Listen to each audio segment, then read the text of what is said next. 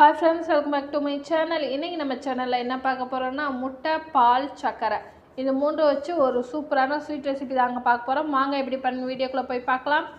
எடுத்து வச்சிருந்த சக்கரை ஏலக்காவையும் சேர்த்து ஒரு மிக்ஸி ஜார்ல சேர்த்து நல்லா இந்த அளவுக்கு பவுடர் பண்ணி எடுத்துக்கோங்க. இதுக்கு பாத்தீங்கன்னா 2 முட்டை 1 கப் அளவு பால் இருந்தால் போதும். நம்ம எடுத்துருந்த முட்டையை ஒரு கிண்ணத்துல பாத்தீங்கன்னா உடைச்சு ஊத்திக்கலாம். 2 முட்டையை உடைச்சு ஊற்றிட்டு நல்லா நுர பொங்குற அளவுக்கு ஒரு ஸ்பூன் வச்சு இல்லை விஸ்க் வச்சு நல்லா கலந்து விட்டுக்கோங்க. நல்லா அடித்து விட்டுக்கோங்க. கொஞ்சம் கூட கட்டி இல்லாமல் இந்த அளவுக்கு பார்த்திங்கன்னா நல்லா நுர பொங்க நல்லா அடித்து எடுத்துக்கோங்க. இது கூட 3 ஸ்பூன் அளவு சர்க்கரை நம்ம பொடி பண்ண சர்க்கரையை சேர்த்துக்கலாங்க. சேர்த்துட்டு நல்லா கலந்து விட்டுக்கலாம். இது கூடவே கொஞ்சமாக உப்பு சேர்த்துக்கலாங்க. அப்போ தான் ஸ்வீட்னஸ் பார்த்திங்கன்னா அதிகமாக இருக்கிற மாதிரி இருக்கும். எந்த ஒரு ஸ்வீட் செஞ்சாலுமே கொஞ்சமாக உப்பு சேருங்க. ஸ்வீட்டு இப்போ இனிப்பு அதிகமாக இருக்கிற மாதிரி இருக்கும். ஸோ கொஞ்சமாக உப்பு சேர்த்துட்டு நல்லா கலந்து விட்டுக்கலாங்க. எந்த அளவுக்கு கட்டி இல்லாமல் கலக்க முடியுமோ அந்தளவுக்கு பார்த்திங்கன்னா சுகர் பவுடர் சேர்த்ததுக்கப்புறம் நல்லா மிக்ஸ் பண்ணி விட்டுக்கோங்க. ஃபஸ்ட்டு பார்த்தோன்னே பார்த்திங்கன்னா சுகர் பவுடர் கட்டி கட்டியாக இருக்கிற மாதிரி இருக்கும். நல்லா கலந்து அடித்து விட்டிங்கன்னா கட்டியே இல்லாமல் இந்தளவுக்கு நம்மளுக்கு கிடச்சிடுங்க. நம்மளோட சுகர் ஃபுட் ப்ராடக்டில் இருந்து 33 சிறுதானியங்கள் சேர்த்து சத்து மாவு ஹெல்த் மிக்ஸ் ரெடி பண்ணி கொடுத்துக்கிட்டு இருக்கோம். மில்லட் ஆட்டா மாவு, சப்பாத்தி மாவு, வீட்டுக்கு தேவையான மசாலா பொருட்கள், முருங்கைக்கீரை பொடி இந்த மாதிரி நிறைய ரெடி பண்ணி கொடுத்துட்ருக்கோம். வேணுன்றவங்க ஸ்க்ரீனில் தெரியுற வாட்ஸ்அப் நம்பருக்கு ஹாய் மெசேஜ் அனுப்புங்க, நான் டீட்டெயில்ஸ் சென்ட் பண்ணுறேன். இந்த அளவுக்கு சுகரையும் முட்டையும் நல்லா அடித்ததுக்கப்புறம் நம்ம எடுத்து வச்சுருந்த 1 கப் அளவு பாலுங்க. நல்லா காய்ச்சி ஆற வச்ச பால் தான் 1 கப் அளவு சேர்த்துட்டுருக்கேன். தண்ணி சேர்க்காமல் காய்ச்சி ஆற வச்சு சேர்த்துக்கோங்க.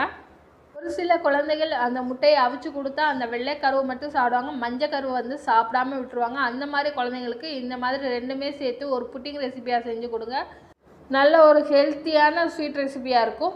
நம்ம இப்போ கலந்து வச்சுருந்த பால், முட்டை, சர்க்கரையை பார்த்திங்கன்னா அந்த மிக்ஸிங்கை ஒரு கிண்ணத்தில் ஊற்றிக்கலாம். அந்த கிண்ணத்தில் எதுவும் ஆயில் எதுவுமே தடவை வேணாம். ஸோ 2 கிண்ணத்துலேயும் நல்லா ஃபில் பண்ணிவிட்டு நம்ம இதை பாயில் பண்ணி தான் எடுக்க போகிறோம். குக் பண்ணி அதாவது அவிச்சு எடுக்க போகிறோம். அவிச்சு எடுக்கிறது பார்த்திங்கன்னா இட்லி குண்டானில் தண்ணி ஊற்றிட்டுக்கிறேன். தண்ணி ஊற்றிட்டு அது மேலே இட்லி தட்டு வச்சுட்டு இப்போ அந்த இட்லி தட்டுக்குள்ளேயே பார்த்திங்கன்னா நம்ம ரெடி பண்ணி வச்சுருந்தா அந்த புட்டிங்கை வச்சிடலாங்க. 2 கிணத்துலேயும் உள்ள புட்டிங்கை கரெக்டான ஷேஃபில் கரெக்டாக வச்சுக்கோங்க.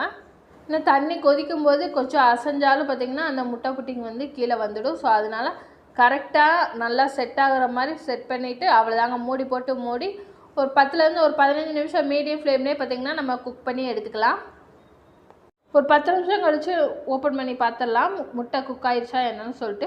ஒரு 10 நிமிஷம் தான் ஆகும் இது குக் ஆகிறதுக்கு, அதிக டைம் எடுக்காது. மீடியம் ஃப்ளேம்லேயே வச்சு ஒரு 10 நிமிஷம் குக் பண்ணிவிட்டு நம்ம ஒரு 2 ஸ்டிக் இல்லைன்னா கத்தி வச்சு குத்தி பார்த்துக்கலாங்க.